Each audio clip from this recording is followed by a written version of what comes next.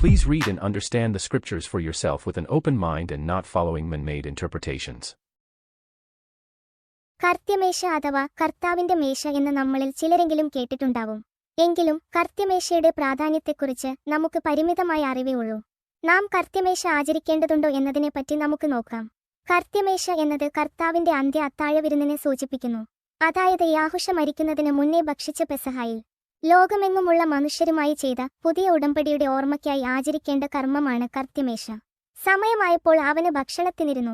അവനോടൊപ്പം അപ്പസ്തോലന്മാരും. അവൻ അവരോട് പറഞ്ഞു, പീഡയനുഭവിക്കുന്നതിനു മുമ്പ് നിങ്ങളോടുകൂടി ഈ പെസഹ ഭക്ഷിക്കുന്നതിന് ഞാൻ അത്യധികം ആഗ്രഹിച്ചു.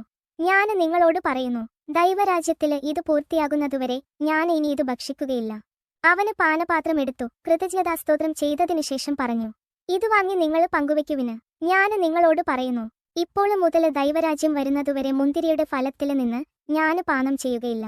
അന്നേ ദിവസം യാഹുശ പുതിയ നിയമ പെസഹ സ്ഥാപിച്ചതായും ഇവിടെ നാം വായിക്കുന്നു. 1-ാം മാസം 14-ാം ദിവസമാണ് യാഹുവയുടെ പെസഹ എന്ന് നാം നേരത്തെ മനസ്സിലാക്കിയിട്ടുണ്ട്. ആയതിനാൽ അന്നേ ദിവസം യാഹുവ നിർദ്ദേശിച്ച പ്രകാരം പുതിയ പെസഹ നാം ആചരിക്കേണ്ടതുണ്ട്. പിന്നെ അവൻ അപ്പമെടുത്ത് കൃതജ്ഞതാ സ്തോത്രം ചെയ്ത് മുറിച്ച് അവർക്ക് കൊടുത്തുകൊണ്ടരുളി ചെയ്തു, ഇത് നിങ്ങൾക്കു വേണ്ടി നൽകപ്പെടുന്ന എന്റെ ശരീരമാണ്.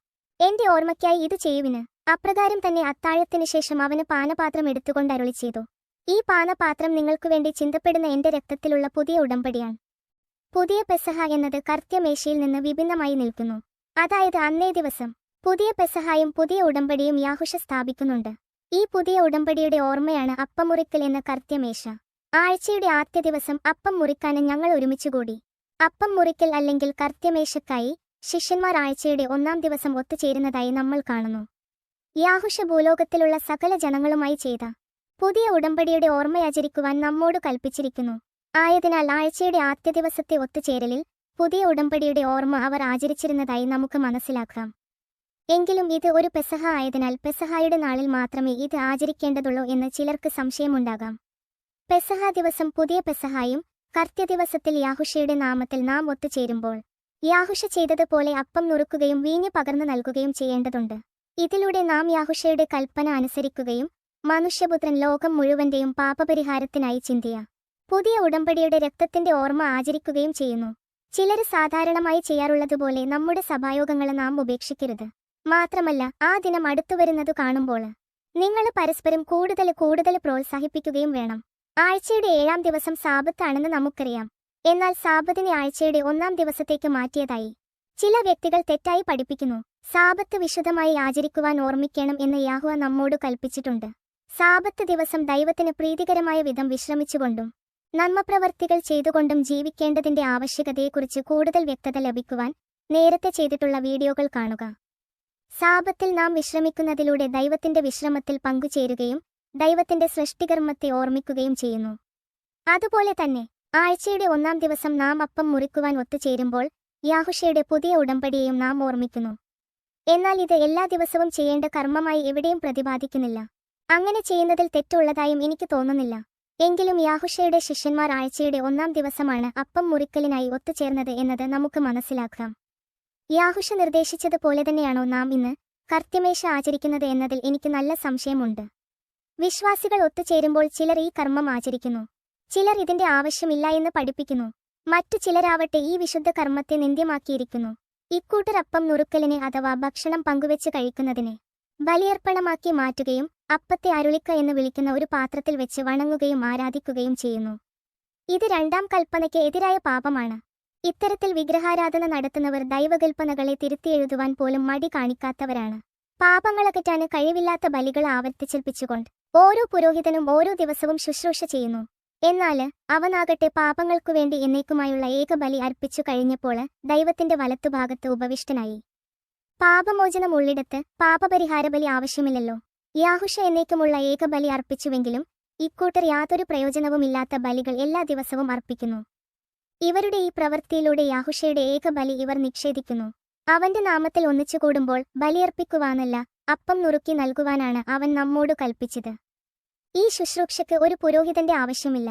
എന്നാൽ ഇക്കൂട്ടർ സ്വയം പുരോഹിതന്മാരാവുകയും സമൂഹത്തിൽ പ്രമുഖ സ്ഥാനവും സമ്പത്തും അധികാരവും ആഗ്രഹിക്കുകയും ചെയ്യുന്നു.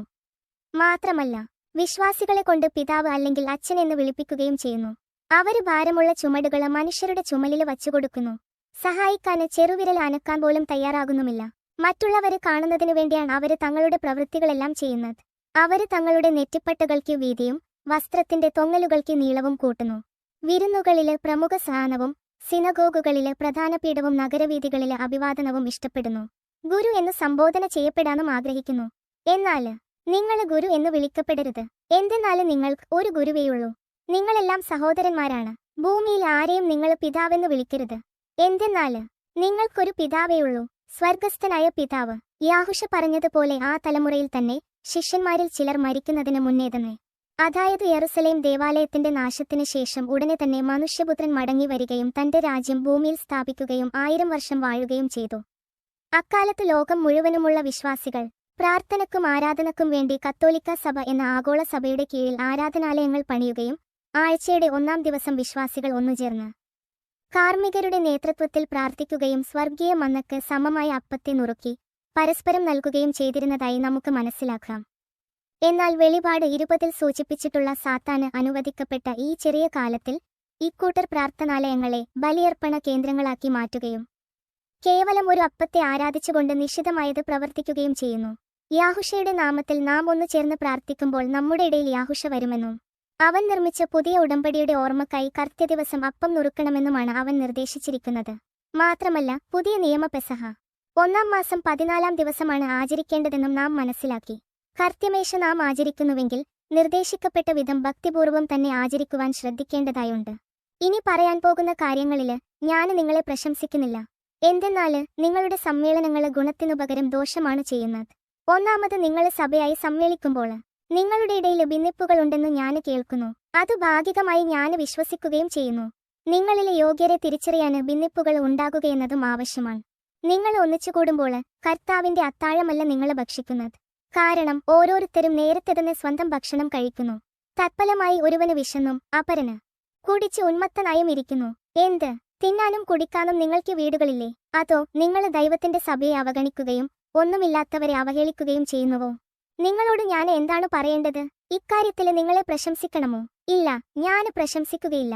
കർത്താവിൽ നിന്ന് എനിക്ക് ലഭിച്ചതും ഞാൻ നിങ്ങളെ ഭരമേൽപ്പിച്ചതുമായ കാര്യം ഇതാണ്. കർത്താവായ യേശു താൻ ഒറ്റിക്കൊടുക്കപ്പെട്ട രാത്രിയില് അപ്പമെടുത്ത് കൃതജ്ഞ അർപ്പിച്ചതിനുശേഷം അത് മുറിച്ചുകൊണ്ടരുളി ചെയ്തു, ഇത് നിങ്ങൾക്കു വേണ്ടിയുള്ള എന്റെ ശരീരമാണ്. എന്റെ ഓർമ്മയ്ക്കായി നിങ്ങൾ ഇത് ചെയ്യുവിന്. അപ്രകാരം തന്നെ അത്താഴത്തിനു ശേഷം പാനപാത്രം എടുത്ത് അരുളി ചെയ്തു, ഇത് എന്റെ രക്തത്തിലുള്ള പുതിയ ഉടമ്പടിയാണ്. നിങ്ങൾ ഇത് പാനം ചെയ്യുമ്പോഴെല്ലാം എന്റെ ഓർമ്മയ്ക്കായി ചെയ്യുവിന്. നിങ്ങൾ ഈ അപ്പം ഭക്ഷിക്കുകയും ഈ പാത്രത്തിൽ നിന്നു പാനം ചെയ്യുകയും ചെയ്യുമ്പോഴെല്ലാം കർത്താവിന്റെ മരണം, അവന്റെ പ്രത്യാഗമനം വരെ പ്രഖ്യാപിക്കുകയാണ് ചെയ്യുന്നത്. തന്മൂലം ആരെങ്കിലും അയോഗ്യതയോടെ കർത്താവിന്റെ അപ്പം ഭക്ഷിക്കുകയും പാത്രത്തിൽ നിന്നു പാനം ചെയ്യുകയും ചെയ്താല് അവന് കർത്താവിന്റെ ശരീരത്തിനും രക്തത്തിനും എതിരെ തെറ്റുചെയ്യുന്നു.